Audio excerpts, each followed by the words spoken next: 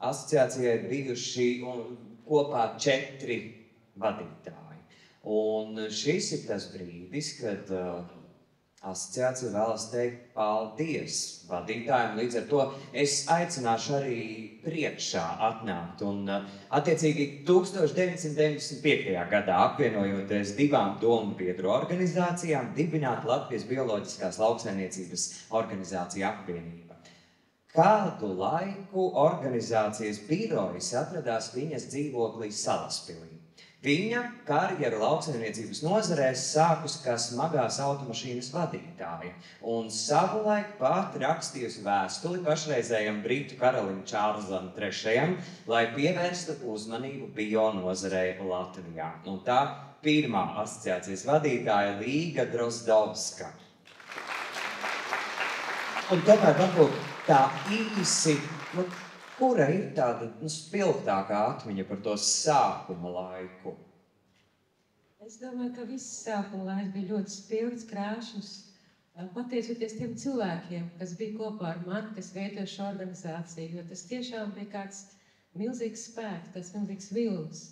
Un tur vilnis vienkārši nāk, un tur nekas nav mazsvarīgs.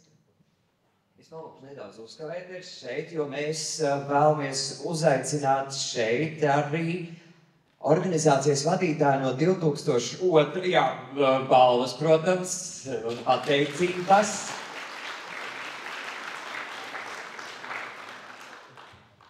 Bet tātad 2002. gads organizācijas vadītāja kļūst zinātniece Latvijas Biozinātņu un tehnoloģiju universitātes, tolaik Latvijas lauksaimniecības universitātes ilggadējs mācības spēks Dzidra Kreišmane. Iesīkstējušajā akadēmiskajā vidē viņa notur bioloģisko kursu, neskatoties uz spēcīgo pretēju.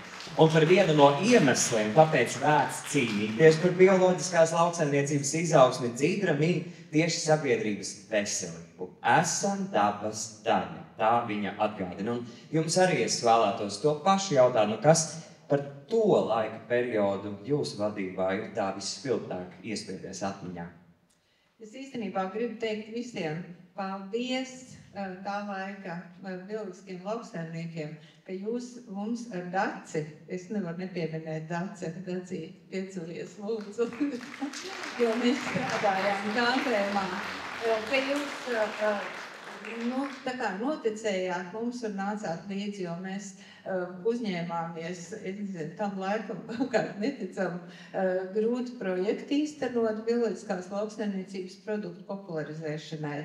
Un es biju ieķīlējusi savu dzīvokli, Daci bija ieķīlējusi savu mežu, lai mēs varētu samaksāt tos sākotnējos izdevumus.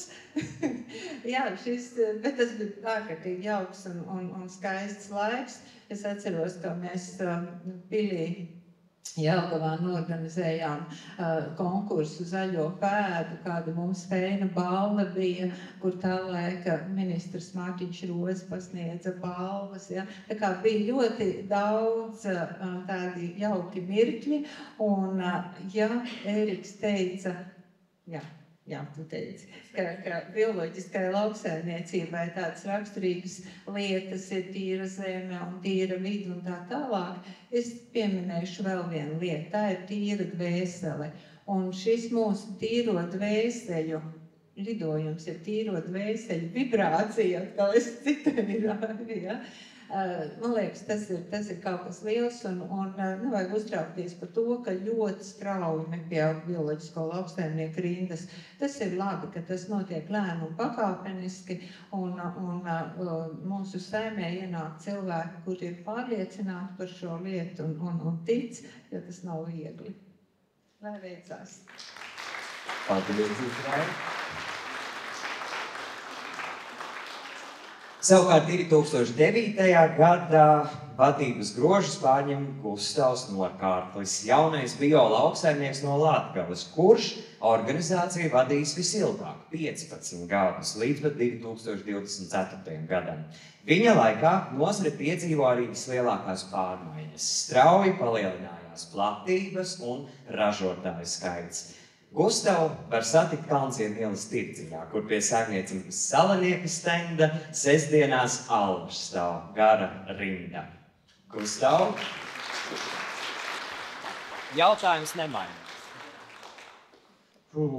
Ja jau 15 gadi ir bijis tas laiks, tad droši vien ļoti daudz ko atcerēties varētu kādu stundu stāstīt par visiem piedzīvājumiem, bet spilgtākie momenti jau bija tad, kad ievēlējies tāds pilnīgi ne no kurienes uzrados, mani devāt uzticību un īstenībā tas spilgtākais jau ir tas satikšanās visus šos 15 gadus ar jums, tā kā Dzidra minēja par to dvēseli. Un man likās, kur es esmu iekūlies, kurā vietā, bet īstenībā iekūlies esmu pareizākajā vietā, kur cilvēkiem ir dvēseli, un tas ir ļoti, ļoti, ļoti svarīgi, un tā vibrācija.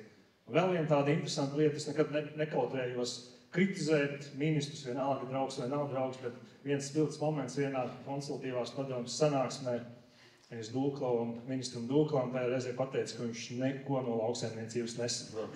Un tas bija tāds ļoti liels pavērsiens, un tad ministrs ļoti daudz man aicināja sarunām runāties, kas ir vajadzīgs bioloģiskai lauksaimniecībai un tā tālāk.